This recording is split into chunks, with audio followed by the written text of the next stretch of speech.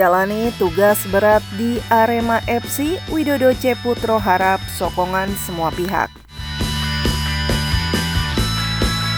Semua asa diungkapkan Widodo C. Putro ihwal tugas barunya sebagai pelatih Arema FC. Pelatih berusia 53 tahun ini berharap mendapat sokongan semua pihak dalam menjalankan tugasnya. Siapalah Widodo?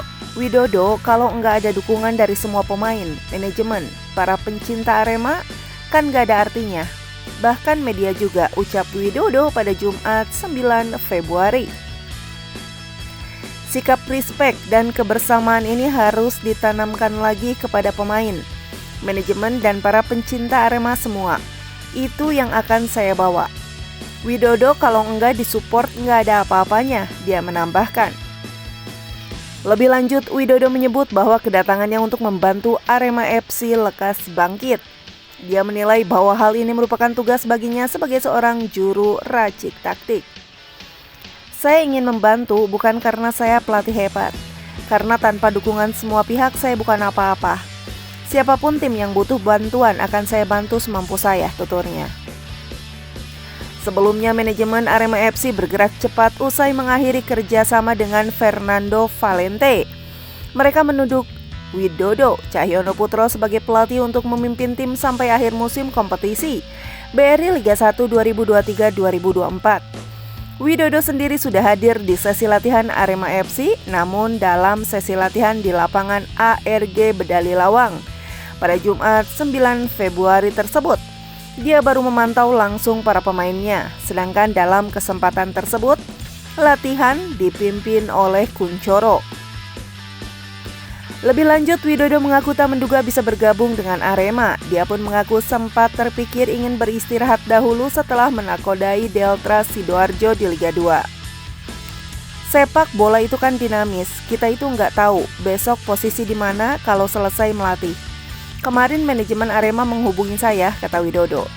Saya kembalikan kepada manajemen dan mencoba mengembalikan lagi kepada pemain. Apakah mau dan setuju dengan saya ke Arema? Hampir semua pemain oke dan menyetujui. Karenanya saya oke dan mau bantu. Suatu kebanggaan mungkin bisa nangani Arema, klub besar, dia menambahkan.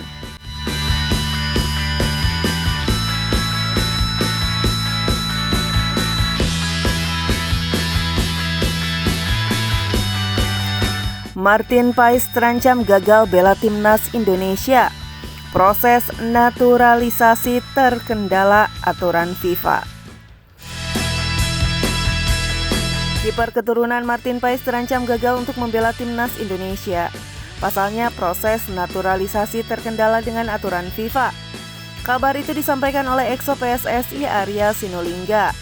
Terkendalanya proses naturalisasi Martin Paes terjadi karena sang pemain pernah membela Belanda U21 di kualifikasi Piala Eropa U21 2021 lawan Belarusia U20 pada 15 November 2020 lalu. Kala itu usia Martin Paes sudah menginjak 22 tahun. Situasi tersebut membuat Martin Paes tidak memenuhi syarat artikel 9 ayat 2 peraturan FIFA soal pergantian asosiasi. Dalam artikel itu disebutkan seorang pesepak bola bisa berganti tim nasional jika berusia di bawah 21 tahun saat kali terakhir membela negara pertamanya baik di level junior maupun senior dalam pertandingan resmi. Selain itu, sang pemain juga wajib tidak tampil membela tim nasional pertamanya dalam kurun 3 tahun terakhir dan juga tidak memiliki caps lebih dari 3 kali di tim nasional pertamanya. Ya, memang ada kendala di sana karena pada usia 22, Paes ternyata membela salah satu negara anggota FIFA yaitu Belanda. Ucap Arya Sinulinga dikutip dari laporan Instagram @GarudaChampions. Walau begitu, PSSI mengatakan tidak menyerah dengan kondisi ini. Federasi tetap melanjutkan proses agar kiper FC Dallas bisa mendapatkan status warga negara Indonesia atau WNI. Setelah itu baru kami memikirkan langkah-langkah berikutnya apa yang harus kami lakukan, ucap Arya Sinulinga. Jadi untuk tahap selanjutnya mungkin kami akan berunding atau demi melakukan proses yang sudah sesuai dengan ketentuan FIFA. Ini akan terus kami lakukan dengan syarat PAIS harus diproses menjadi WNI. Kalau ternyata belum bisa, ya kami tidak punya hak lebih jauh untuk itu, tungkasnya. Adapun PSSI sendiri masih memiliki celah terkait kondisi aturan FIFA ini. Contoh kasus adalah Abdul Rohman Wes yang pindah dari Yunani ke Suriah. Padahal Abdul Rohman Wes pernah membela Yunani U21 saat usia 22 tahun. Setahun berselang, Abdul Rahman memperkuat timnas senior Suriah. Abdul Rahman Wes juga bermain di 4 laga Piala Asia 2023 bersama timnas Suriah. Berkaca dari itu, masih ada kesempatan Martin Pais untuk membela timnas Indonesia. Sementara itu, Arya Sinulinga menambahkan bagi pemain keturunan lain seperti Tom Hai dan Ragnar Oratmangun tidak mengalami kendala. Saat ini mereka sedang diproses agar menjadi WNI. Kalau Tom Hai tidak ada masalah, pungkas Arya Sinulinga.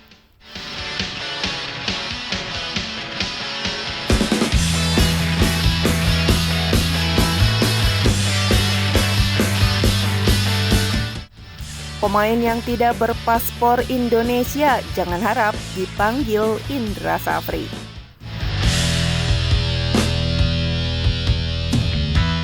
Indra Safri menegaskan tidak akan memanggil pemain yang tidak berpaspor Indonesia dalam pemusatan latihan atau TC Timnas Indonesia U20.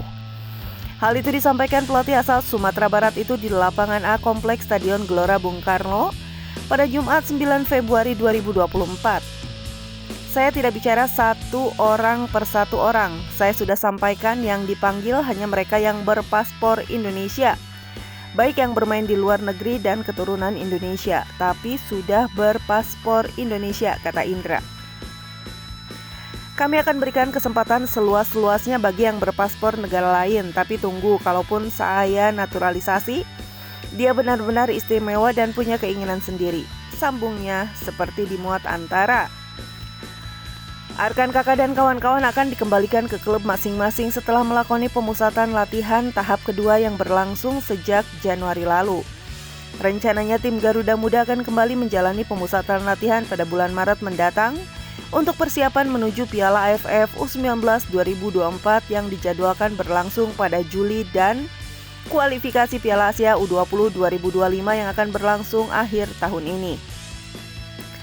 Indra Safri mengatakan telah mengantongi sekitar 10 nama pemain berpaspor Indonesia yang saat ini tengah menjalani kompetisi di luar negeri. Saya sudah memiliki catatan sekitar 8-10 pemain yang berpaspor Indonesia yang bermain di luar, baik itu pemain keturunan dan anak-anak Indonesia yang bermain di luar, ujar Indra. Pelatih yang membawa Indonesia meraih medali emas SEA Games 2023 tersebut mengatakan memantau sejumlah pemain berbakat dari kompetisi Piala Suratin, U17, Liga Top Skor U17, dan Liga 3 Indonesia. Kami umumkan pemanggilan pemain dari kompetisi Piala Suratin U17 sebelumnya. Sekarang kami sedang menunggu potensi dari pemain di Liga Top Skor U17, kompetisi EPA atau Elite Pro Academy, dan tentu kompetisi Liga 3 Indonesia.